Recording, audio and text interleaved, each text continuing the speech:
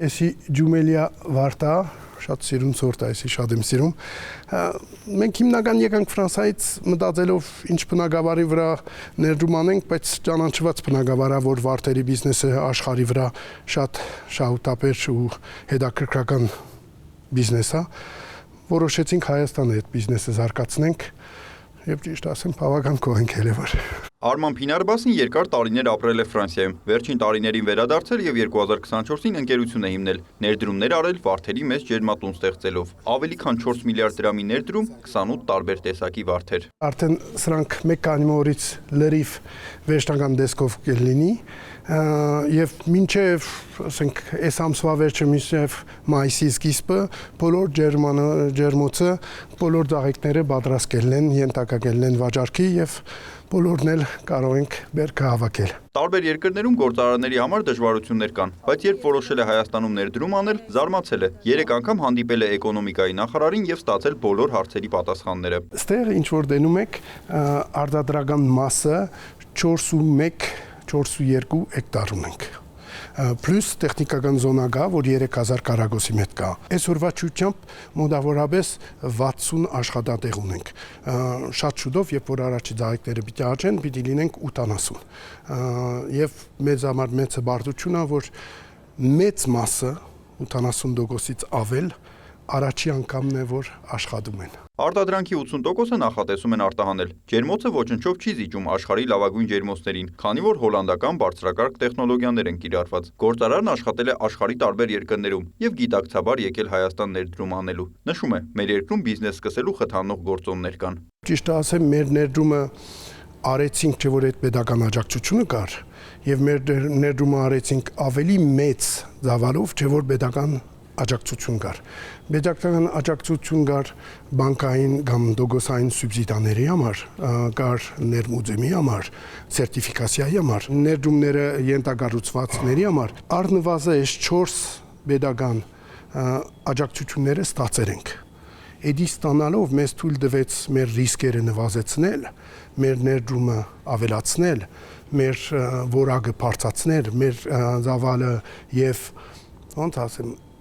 ավելի շատ, ավելի արագ, ավելի ուժեղ, ավելի որակով կարողացանք ներդրում անել։ Վիճակագրական կոմիտեն ամփոփել է 2025-ի օտարերկրյա ներդրումների ցուցանիշները։ Ընդհանուր առմամբ նախորդ տարի ավելի քան 93 միլիարդ դրամի կամ շուրջ 245 միլիոն դոլարի օտարերկրյա ուղղակի ներդրում է եղել Հայաստանի տնտեսության իրական հատվածում։ 2025-ին Հայաստանում ամենամեծ օտարերկրյա ներդրումը եղել է Լյուքսեմբուրգից 41.5 միլիարդ դրամ, այնուհետև Ֆրանսիայից 10 միլիարդ 846 միլիոն դրամ, 10.2 միլիարդ էլ ԱՄՆ-ից է ներդրվել։ Աշխարհագրությունը տարբեր է՝ Շվեյցարիայից մինչև Հնդկաստան եւ Արգենտինա։ Էկոնոմիկայի նախարարը սա պայմանավորում է երկու գործոնով։ Առաջինը կառավարության քաղաքականությունն է, ներդրումային միջավայրի շարունակական բարելավման ուղղությամբ։ Երկրորդը խաղաղ միջավայրը։ Տեսնում եք, որ աշխարհագրությունը լայն է, հիմնական ներդրումները գալիս են Միացյալ Նահանգներից, Եվրոպական միությունից, մեր նոր բարեկամ եւ գործընկեր երկրներից, Հնդկաստանից օրինակ, այսինքն տեսնում ենք, որ այստեղ դիվերսիֆիկացիան տեղի է ունենում եւ այս տեմպերը պետք է պահել եւ ի վերջո Հայաստանում ներդրումային միջավայրը այնքան բազմազանեցնել, որ այն կախվածությունը, որ ավանդաբար Հայաստանը ունեցել է մեկ շուկայից, այդ կախվածությունը մենք կարողանանք վերացնել։ Ուղղակի ներդրումներն արվել են տարբեր ոլորտներում։ Օրինակ Լյուքսեմբուրգի ներդրումների մեծ մասը օդային տրանսպորտի ոլորտում են, ամերիկյան ներդրումներինը ծրագրային ապահովման, Ֆրանսիայի ներդրումների էական հատվածն էլ ջրի հավաքման, մշակման եւ բաշխման ոլորտում են եղել։ Ներդրումներում էական դեր ունի մետաղական հանքաքարի արդյունահանման ոլորտը։ Ոլորտները ըստ էության տարբեր են, բազմազան են, դեռևս այն չեն, ինչը մեր նպատակն է վերջնական, հասկանալի է օբյեկտիվ պատճառներով դեռևս մետաղական հանքագործական արդյունաբերությունը մեծ դերակատարում ունի, բայց դա նորմալ է նաև Միացյալ Նահանգների տնտեսության մեջ էլ հանքագործական արդյունաբերությունը մեծ մասնաբաժին ունի, կարևոր մասնաբաժին ունի, իրենք եւս ակտիվորեն եւ առատորեն իրենց հանքահումքային ռեսուրսները օգտագործում են, այսինքն չկա աշխարհում երկիր այսօր, որ ունի առատ ինչ-որ ռեսուրս, բնական հանքավայրային ռեսուրս եւ չի փորձում այդ ռեսուրսները օգտագործել։ Տնտեսագետների գնահատմամբ Հայաստանում օտարերկրյա ուղղակի ներդրումների մակարդակը տնտեսության իրական հատվածում դեռ ցածր է ՀՆԱ-ի հետ համադրությամբ։ Հայաստանում ներդրումների ֆինանսավորումը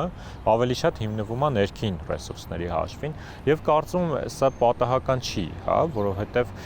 նաեւ տնտեսության մոդելի տարբերություններից է բխում։ Երբ մենք համեմատում ենք, ասենք, ասիական արագ զարգացում ունեցած երկրների աճի մոդելը, դա հիմնված էր հիմնականում արդյունաբերության, մասնավորապես մշակող արդյունաբերության վրա, որտեղ ուղղակի ներդրումների դերը այսպես կենսական անհրաժեշտություն է, որտեղ ուղղակի ներդրումները իրենց հետ բերում են համապատասխան գիտելիք, կազմակերպության know-how-ն, այդ կազմակերպության նաև մատակարարման շղթաները, այսինքն արդյունաբերական զարգացման ճանապարհին օտարերկրյա ուղղակի ներդրումները անհրաժեշտություն են։ Մեր տնտեսության դեպքում հատկապես վերջին տարիներին ու նաև մի փոքր ավելի լայն հորիզոնով տնտեսական աճի հիմնական քարշիչը դա ծառայությունների ոլորտն է ու տարբեր ենթավոլորտները։ Նախկինում ներդրումների էական մասը մեկ երկրից էր եւ հիմնականում ենթակառուցվածքների կամ հանքարդյունաբերության ոլորտում, նկատում է Նարեկ Կարապետյանը։ Սակայն այժմ Հայաստանին հարկավոր է ներդրումների ավելի բարձր մակարդակ, որն իր հետ կբերի բիզնես կապեր, մատակարարման շղթաներ։ Դա տնտեսության դիվերսիֆիկացման հրամայական է, որովհետեւ ծառայությունների վրա հիմնված աճի մոդելը դա անվերջ չէ։ Դա կարող է շարունակվել, երբ այդ ծառայությունները արտահանելի են, այսինքն երկիրը դիրքավորված է այնպես, որ իր ծառայությունների սպառումը ուղղակի այլընտրանք չունի, հա, ոնց որ ասենք Սինգապուրի կամ Հոնկոնգի ֆինանսական ծառայությունները։ Մշակող արդյունաբերության մեջ հատկապես այն ոլորտներում, որոնք զարգացման մեծ ներուժ ունեն եւ առաջատար ուղղություններն են, այդտեղ կա բավականին մեծ պոտենցիալ։ Իհարկե դա փոխկապված է Հայաստանում ուրեմն լոգիստիկ խնդիրների հետ, բայց եթե հնարավոր լինի տարբեր տարածաշրջանային պրոյեկտներով այդ լոգիստիկ խնդիրները մեղմացնել, ապա մեր հաջորդ նպատակը կամ ամենաառաջնային նպատակը պետքա լինի հենց մշակող արդյունաբերության մեջ ներդրումները։ Պետությունը հենց այս ուղղությամբ էլ աշխատում է իր ծրագրերով, արձագանքում է էկոնոմիկայի նախարարը։ Չկա գործունեության մի ոլորտ, որ բիզնեսի կողքին չլինեն։ Նախարարը բերում է տեքստիլ արդյունաբերության օրինակը։ Հայաստանը օբյեկտիվ պատճառներով չունի հումք։ Պետությունը արտադրողի վարկի տոկոսները սուբսիդավորում է այդ հումքը ձեռք բերելու համար։ Այնուհետև այդ հումքը, եթե երրորդ երկրից է, մաքսատուրքից են ազատում։ Եթե այդ հումքի մշակման համար սարքավորում է պետք, այդ դեպքում էլ վարկի տոկոսները սուբսիդավորում են եւ երրորդ երկրից ներմուծման պարագայում նաեւ ազատում մաքսատուրքից։ Շարունակում է աջակցության շղթան ներկայացնել Գևորգ Պապոյանը։ Բերեցին այստեղ, որպեսզի արտադրեն։ Աշխատող է պետք։ Եվ շատ մարդիկ, այո, առաջին անգամ են օրինակ մտնում ոլորտ, որ եւ ամբողջ կյանքը օրինակ կարող է եւ կարուձև չի արել։ Առաջին 1 տարվա եկամտային հարկը վճարում ենք, որպեսզի կարողանան այդ մարդկանց ներգրավել։ Դրանից հետո պատրաստի արտադրանքը ենթադրենք ստացան։ Արտահանման համար պետք է նոր շուկաներ գտնել։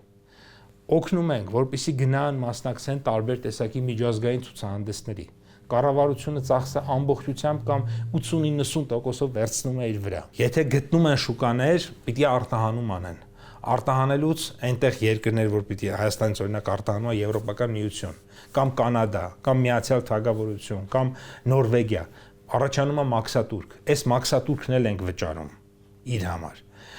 Եթե պիտի սերտիֆիկատ իրան հանի, որպեսզի կարողանա արտահանի, այդ սերտիֆիկատի ծախսերի կեսն էլ ենք վճարում։ Հայաստանում բիզնես գրանցելը հարկային համակարգը դրական են գնահատվում միջազգային ցուցիչներով, սակայն խնդիր կա կապիտալի շուկայի հասանելիության առումով, նկատում է Նարեկ Կարապետյանը։ Խոսքը արժեթղթերի շուկայի մասին է։ Կարևոր է նաև պետության քաղաքականությունը։ Շատ կարևոր է, որ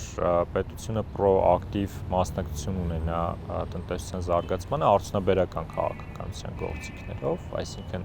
տնտեսության մեջ թիրախային օժանդակության գործիքներով եւ նաեւ այդ գործիքների ավելի ակտիվ կիրառումը դա ներդրումային գրավչությունն ուղղված գործոն է, որովհետեւ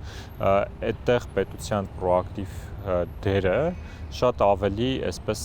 արագ է հնարավոր այդ քաղաքականությունները շտկել, քաղաքականությունները փոփոխել, քան ինստիտուցիոնալ զարգացման process-ները, որոնք ավելի դանդաղախարշ են, չնայած դրանք ֆունդամենտալ նշանակություն ունեն։ Նայելով ուղղակի ներդրումների աշխարհագրությանը, մեր երկիր նախորդ տարի նաև Կուբայից է ներդրում եղել, շուրջ 757 միլիոն դրամ սննդամթերքի արտադրության ոլորտում։ Ավստրիայից էլ օրինակ մեծածախ առևտրի ոլորտում 820 միլիոն դրամից ավելի է ներդրվել։ Էկոնոմիկայի նախարարը եւս կարծում է, որ մեծ պոտենցիալ եւ հնարավորություններ կան օտարերկրյա ներդրումները այսուհաջորդ տարիներին էականորեն ավելացնելու։ Մենք թիրախավորել ենք խաղաղության խաչմերուկ ծրագրի իրագործում, մենք թիրախավորել ենք հյուսիսարավ ճանապարհի ամբողջական կառուցում,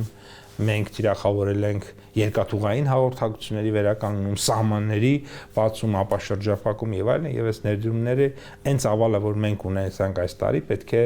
շատ փոքր թվեր լինեն այն մեծ ծավալների նկատմամբ, որ մենք ունենք։ Ես ուզում եմ ձեզ մեկ օրինակ բերենք, մենք մի պրոյեկտով սկսել էինք քննարկում $500 միլիոն հնարավոր ներդրման մասին բարձր տեխնոլոգիական ոլորտում։ Այսօր այդ 500-ը արդեն իրականություն է եւ մենք այսօր արդեն թիրախ է $3.4 միլիարդ է դարձել առաջիկա ժամանակահատվածի համար, այնպես որ